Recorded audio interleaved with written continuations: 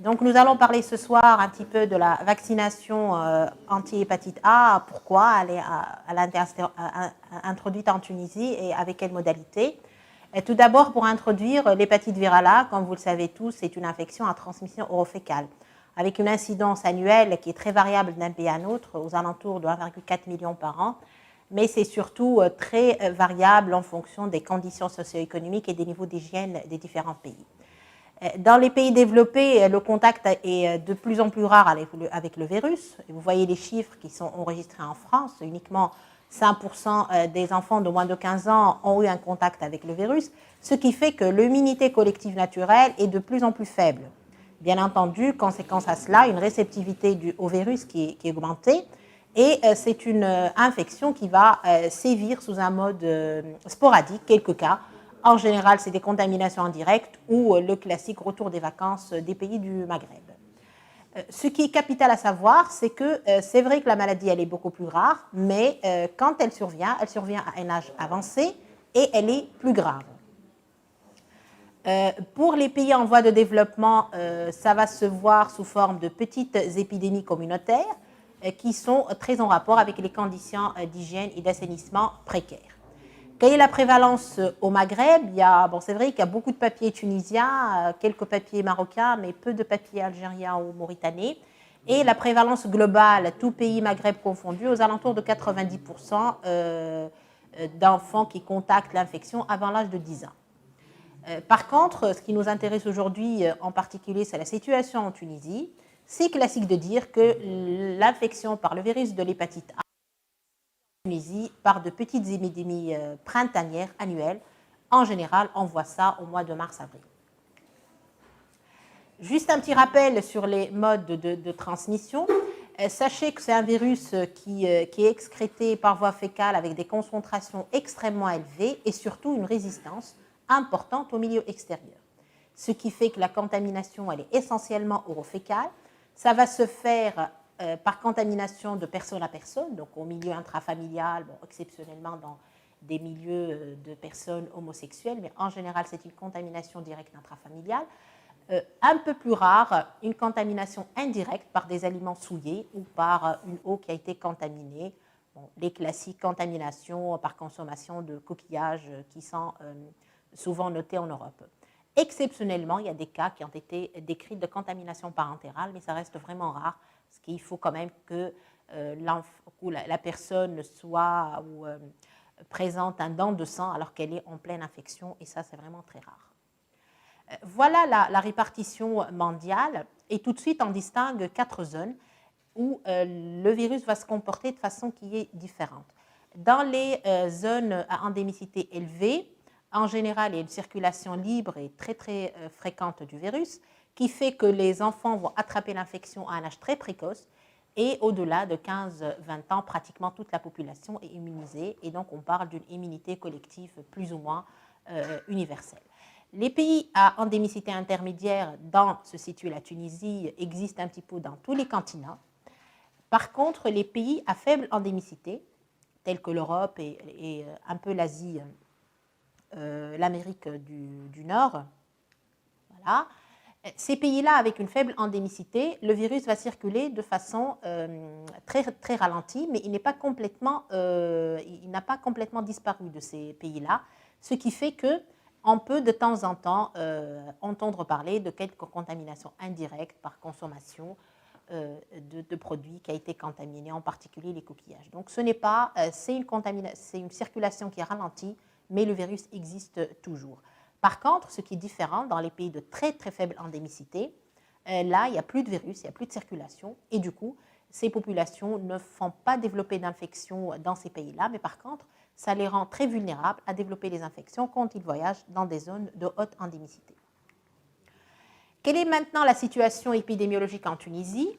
Là, la dernière enquête nationale de prévalence du portage de l'anticorps antivirus de l'hépatite A a été faite en 2016 par l'Observatoire national des maladies nouvelles et émergentes sur 6200 prélèvements.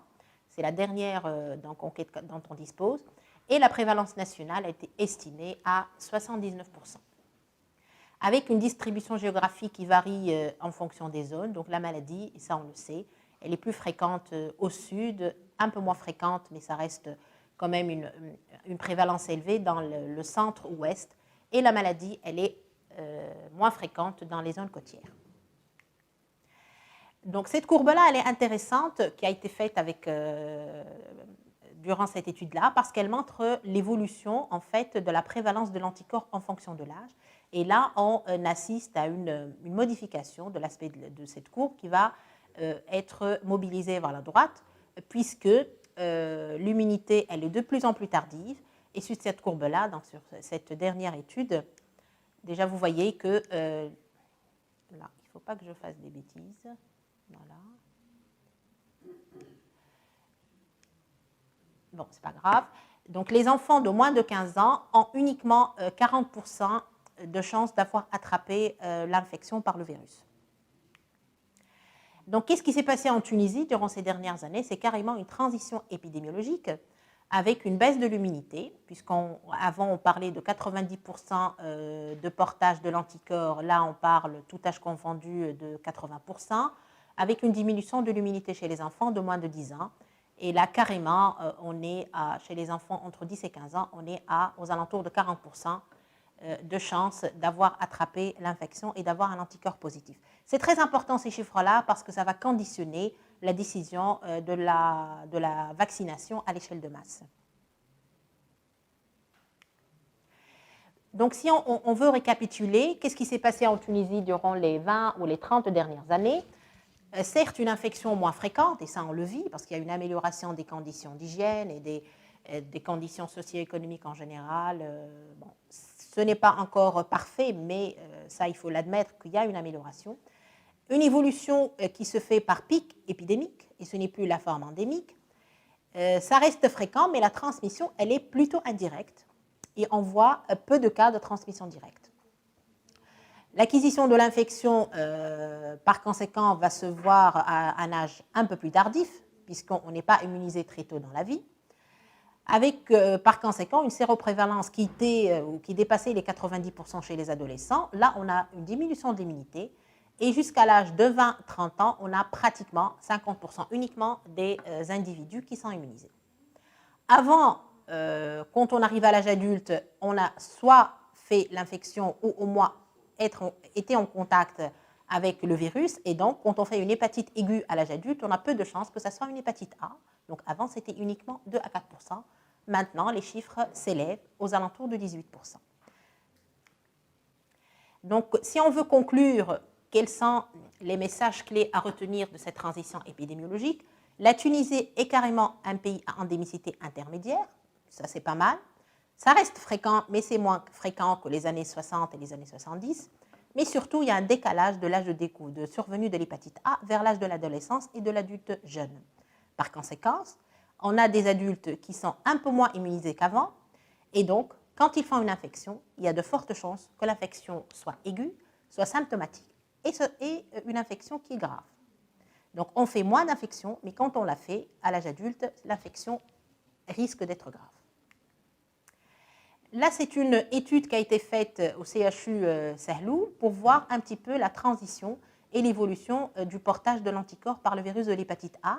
Et là, ce qui était intéressant dans cette étude-là, ils ont essayé de voir le taux de portage d'anticorps entre 2014 et 2019.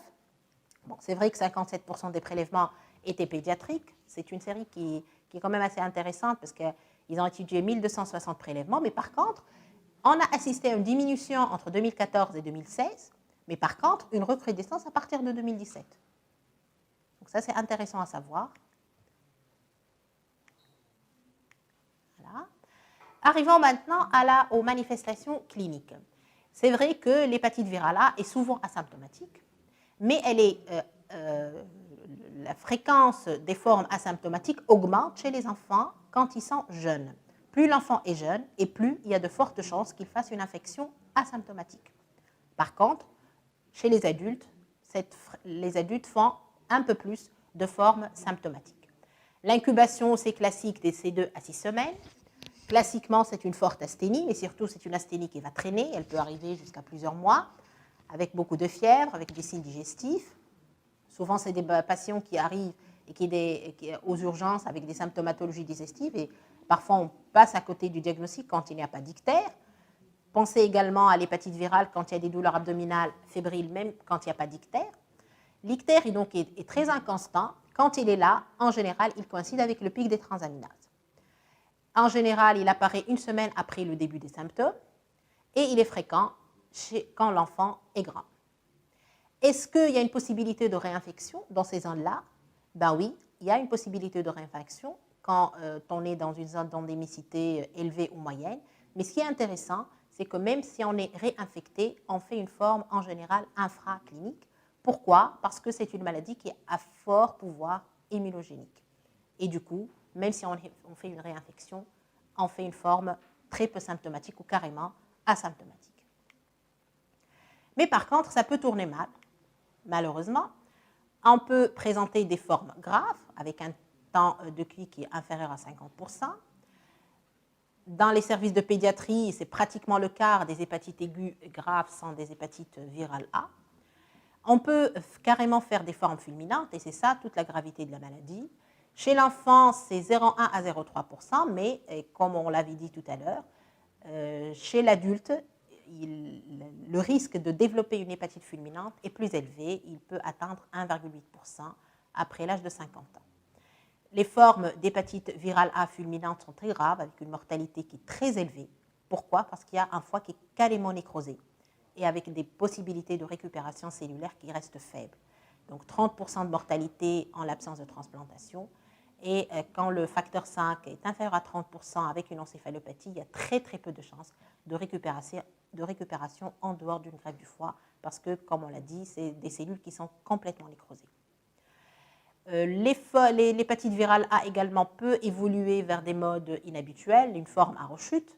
C'est des enfants qui vont guérir et par la suite, ils vont représenter les mêmes symptômes, plus ou moins un ictère qui n'est pas toujours constant et qui va apparaître 4 à 10 semaines après la guérison.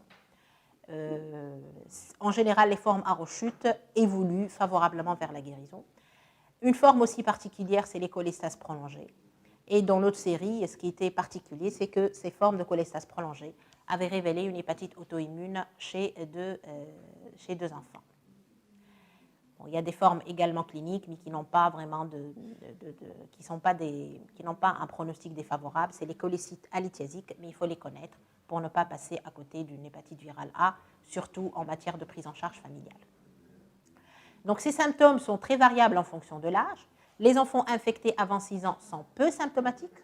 C'était pour ça que la riposte vaccinale qui a été faite en Tunisie, on va revenir, a intéressé les enfants en première année de scolarité, donc les enfants de 6 ans, parce qu'on sait que plus jeunes font très peu de symptômes. Et dans cette tranche d'âge-là, seuls 10% vont présenter un ictère. Donc c'est vraiment des formes en général peu symptomatiques et banales. Par contre, plus l'enfant grandit, plus il se rapproche de l'âge adulte, et plus il y a de fortes chances qu'il fasse une forme grave, et avec une issue fatale et un plus haut risque d'évoluer vers une insuffisance hépatocellulaire. Donc l'enfant plus âgé et l'adulte, symptômes plus graves et un ictère plus fréquent. Là, je vous rapporte l'expérience de l'unité d'hépatologie de l'hôpital d'enfants sur les 10 dernières années, 2010-2020. On a recensé 57 enfants hospitalisés pour hépatite virale aiguë. Et là, pratiquement 80% étaient des hépatites aiguës A et 88% étaient des formes ictériques avec une insuffisance hépatocellulaire qui a compliqué 35% de ces hépatites virales A. Bon, certainement, il y a un biais de sélection puisqu'on n'hospitalise pas les hépatites virales quand ils ont un TP correct. C'est pour cette raison que vous allez trouver des proportions d'insuffisance hépatocellulaire qui pratiquement touchent le tiers des patients. Mais par contre, ce qui est intéressant à savoir, c'est que ça peut tourner mal, ça peut être grave, donc 12% de mortalité, c'est quand même beaucoup pour une maladie qui est accessible à une vaccination. Dans cette même série, des hépatites auto-immunes déclenchées par une infection par le virus de l'hépatite A, parce qu'il y a une similitude antigénique entre le virus et des antigènes membranaires hépatocytaires, et également des cas de cholestase prolongée et d'hépatite à rechute. Juste pour cette étude-là, comme particularité également de cette présentation clinique en Tunisie, dans cette étude, en fait, l'infection par le virus de l'hépatite A constitué 50% des hépatites virales, tout âge confondu, et 68% chez les enfants de 15 à 25 ans. Et plus l'enfant est jeune, et plus il y a de fortes chances que l'hépatite aiguë soit attachée à une hépatite virale A. Les formes graves, tout âge confondu, c'est 4,6%, et les formes fulminantes, c'est 3%. Arrivons maintenant aux sujets à risque. Quels sont les sujets qui sont à risque et qui, entre guillemets, peuvent être sujets à une vaccination?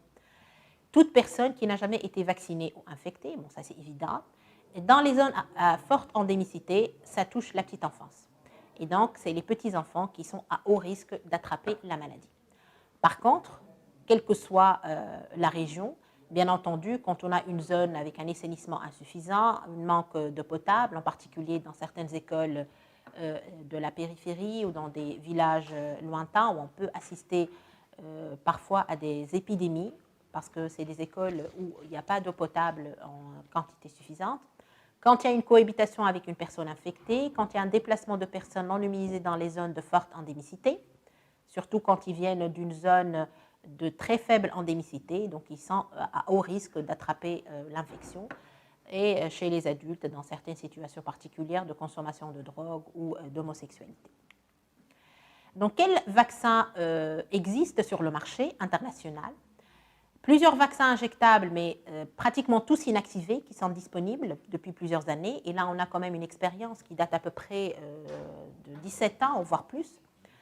Ils sont tous comparables en termes de protection et d'effets secondaires. Aucun vaccin n'est homologué pour les enfants de moins de 1 an jusqu'à aujourd'hui. Et en Chine, il existe un vaccin à virus vivant atténué, comme les Chinois font toujours la différence par rapport aux autres. Par contre, quel est le pouvoir immunogène de ces vaccins? Ce qui est important à savoir, et ce qui est extraordinaire avec cette infection, c'est que les vaccins sont très immunogènes. Déjà, la maladie, elle est très immunogène, mais les vaccins sont très immunogènes. Donc, pratiquement 100% des sujets vaccinés vont avoir des taux d'anticorps protecteurs 1 mois après une seule injection. Et ça, c'est important parce qu'on n'est pas obligé de faire une deuxième dose. Et là, on peut peut-être revenir sur ce point-là au moment de la discussion. Autre point important, même quand on a été exposé au virus, si on reçoit une dose vaccinale dans la semaine ou dans les 2 semaines qui ont suivi le contact, on a la possibilité et on produit des anticorps avec un taux très protecteur. Et là, c'est vraiment très intéressant en matière de prise en charge des sujets contacts. En matière d'effets indésirables, on est à plusieurs millions de personnes vaccinées. On n'a pas déclaré de manifestations indésirables particulièrement graves, à part les réactions d'hypersensibilité minime post-vaccinale.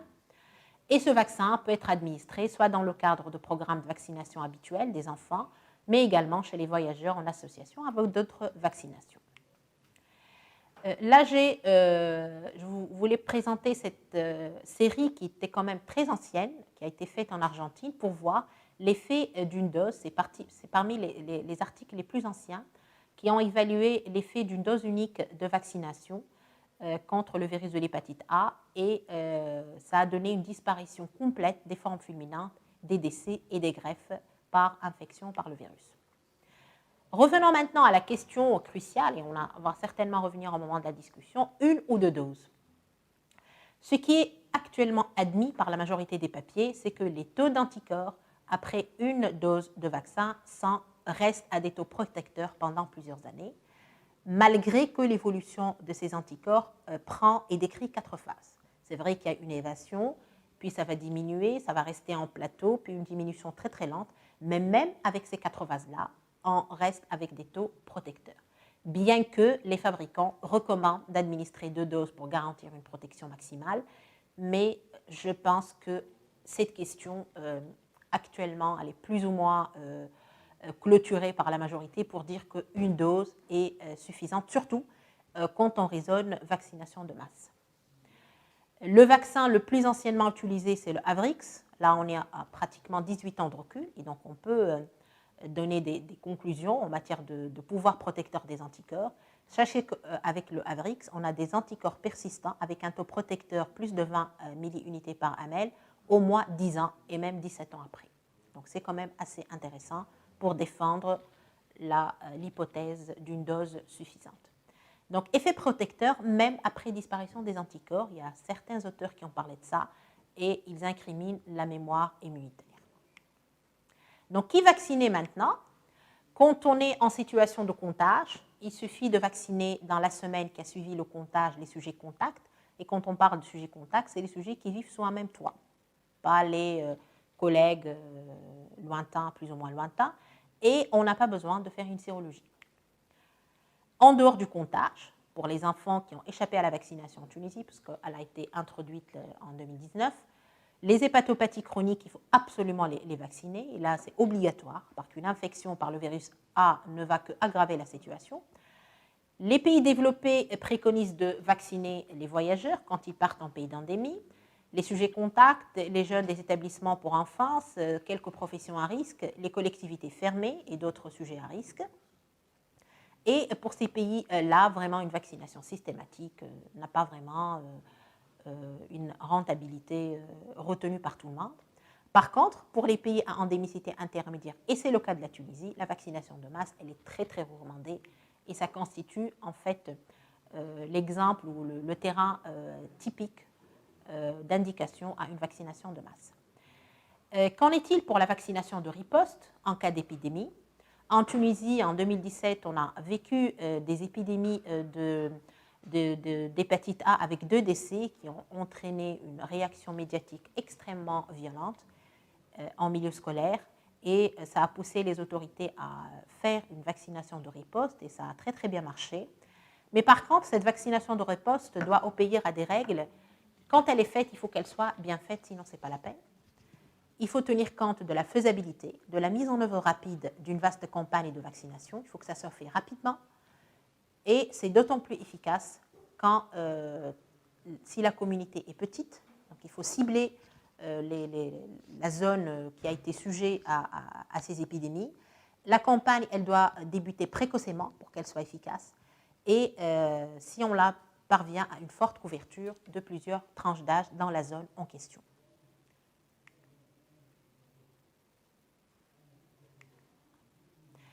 Donc, on arrive maintenant aux vaccins qui sont disponibles sur le marché international. Ils ne sont pas très nombreux. Le plus connu, c'est le Avrix. Bon, je ne fais pas de publicité parce que je vais nommer les 4 qui existent. Donc, avec les 2 présentations, 0,5 ml 720 unités et 1 ml 1440 unités. Donc, une dose de 0,5 si l'enfant est âgé de moins de 15 ans. Plus ou moins le rappel, 6 à 12 mois après. Et là, pour dire que c'est vraiment ces rappels reste discutable parce qu'on préconise même de faire le rappel jusqu'à 36 mois, carrément 5 ans après. Là, pour dire que vraiment, ces rappels-là, je pense qu'ils ne sont pas vraiment indispensables puisqu'on peut aller jusqu'à 5 ans. Au-delà de 15 ans, c'est une dose de 1 ml avec les mêmes recommandations si on décide de faire le rappel. Et on a des protections jusqu'à 17 ans avec le Avrix. L'efficacité, elle est de 97% dans une étude qui a été faite en Thaïlande qui a intéressé 40 000 enfants scolarisés. Le deuxième commercialisé en Tunisie et sur le marché international, c'est la vaccine 0,5 et 1 ml, toujours une dose, plus ou moins le rappel 6 à 36 mois jusqu'à 7 ans. Certaines parlent de protection à vie, mais quand on a parlé d'une protection à vie, c'est un peu exagéré puisque la vaccine, c'est quand même une deuxième génération par rapport au précédent. On est actuellement à une dizaine d'années d'expérience. Par contre, ce qui est intéressant, c'est les voies d'injection. Il faut que ça soit fait en intramusculaire, au niveau du deltoïde, si l'enfant est âgé de moins de 2 ans, au niveau de la face antérolatérale de la cuisse, et jamais en intrafessier, parce que vous allez avoir un relargage inconstant du quantité vaccinale, ce qui va entraîner une synthèse d'anticorps pas dans les normes. Donc pas d'injection en intrafessier. On a également des vaccins, ce qu'on appelle combinés. Le Twinrix qui est combiné hépatite A et hépatite B. Avant, 3 injections ont été préconisées à un mois d'intervalle, mais là, on revient pour parler plutôt de 2 injections avec un rappel à 6 mois. Et il y a également des vaccins combinés avec la fièvre typhoïde. C'est intéressant pour les gens qui voyagent dans des zones de haute endémicité où la fièvre typhoïde est également endémique. Donc, ce qui est actuellement préconisé en Tunisie, une dose de vaccin à 12 mois, là, c'est ce qui est mis dans le calendrier vaccinal depuis donc 2019. Mais par contre, ce qui était intéressant en Tunisie, c'est qu'on a décidé de faire une cohorte, une vaccination à 6 ans par cohorte. Donc, on a vacciné 2019, 2018, 2017, 16 et 15, tous les enfants scolarisés en première année primaire. Ce qui fait qu'on a, on a fait cette vaccination de cohorte. Et là, on est sûr que tous les enfants de moins de 6 ans sont vaccinés. En même temps, bien entendu, on a fait pour les nouvelles naissances la dose à 1 mois. Son rappel. Des études également de coût-efficacité de cette vaccination ont été faites. Ce qui est connu, c'est qu'un faible rapport de coût-efficacité avec la vaccination de masse contre l'hépatite A qu'avec la vaccination plus ciblée. Une vaccination universelle s'est avérée particulièrement rentable chez les enfants, notamment dans les zones de forte endémicité. Et pour les vaccinations ciblées, le rapport coût-efficacité était fortement dépendant du risque d'infection dans les groupes visés. Là, c'est la stratégie de l'OMS qui a été publiée en mai 2016, où elle intègre ça dans le cadre de la couverture sanitaire universelle. Et l'ambition de l'OMS, c'est d'éliminer l'hépatite virale en tant que problème de santé publique en réduisant le nombre de nouveaux cas d'hépatite virale de 90% et le nombre de décès associés à cette maladie de 65% d'ici 2030. Donc ça, c'est le but ultime de l'Organisation mondiale de la santé. Bien entendu, il y a plusieurs actions que l'OMS s'efforce à faire en sensibilisant les autorités dans les différents pays, en accompagnant les pays qui ont adhéré à ce programme. Je ne sais pas si j'ai encore le temps. Juste un cas clinique pour voir la prise en charge des sujets contacts. Là, c'est une fille de 8 ans qui est admise pour un ictère avec de la fièvre depuis 5 jours, avec un gros foie, sans signe clinique de gravité, des transats à 20 fois la normale, un TP qui est dans les normes et une hépatite A qui est confirmée par la sérologie. Donc, qu'est-ce que vous allez faire chez cet enfant? Est-ce que vous allez l'hospitaliser pour contrôler son TP? Est-ce que vous allez faire une échographie? Est-ce que vous allez contrôler sur le plan clinique et le TP 48 heures, mais en ambulatoire? Est-ce que vous allez donner de la vitamine K en plus ou autre réponse? Bon, pour ne pas faire beaucoup de suspense, on n'a pas besoin de contrôler le TP en hospitalisation. Au contraire, vous allez risquer de contaminer les autres enfants. Donc, il ne faut jamais l'hospitaliser à un TP correct. L'échographie, elle n'a pas d'intérêt, de toute façon. Si jamais elle avait une cholécystite lithiasique, par miracle, vous l'aurez trouvée à l'examen clinique. Elle aurait développé des douleurs abdominales. Et en plus, c'est une complication qui est rare. Faire une injection de vitamine K, ce n'est pas la peine, parce qu'elle avait un TP correct. Par contre, on peut envisager certainement de la contrôler cliniquement et de son TP. Mais par contre, ce qu'il fallait faire, c'est se procurer de la famille et poser la question, qu'est-ce qu'il en est pour sa famille? C'est le dernier d'une famille nombreuse qui vivent sous le même toit, car bien entendu, elle a un frère, elle a une sœur, elle a une mère qui est enceinte, elle a un père et elle a un grand-mère. Donc, qu'est-ce qu'il faut faire pour toute cette famille-là? Et là, j'arrive aux recommandations de vaccination autour d'un contact, mais confirmé. Il faut que le contact soit confirmé pour qu'on puisse agir. L'entourage familial d'un patient atteint d'hépatite A, on parle de contact direct quand ils vivent ensemble, donc pas la famille lointaine ou les camarades d'école ou de crèche. Ben, on peut revenir, là c'est des cas particuliers. Par contre, la prise en charge, elle doit être faite le plus tôt possible, sans sérologie. On n'est pas obligé d'aller prélever la famille pour voir est-ce qu'ils ont une sérologie positive ou pas, mais il faut agir tout de suite et vacciner les enfants qui n'ont pas été vaccinés. Donc ça, pour les enfants, ça ne pose pas de problème. Par contre, pour les adultes, ça pose problème parce que quels sont les adultes qui doivent bénéficier de vaccination?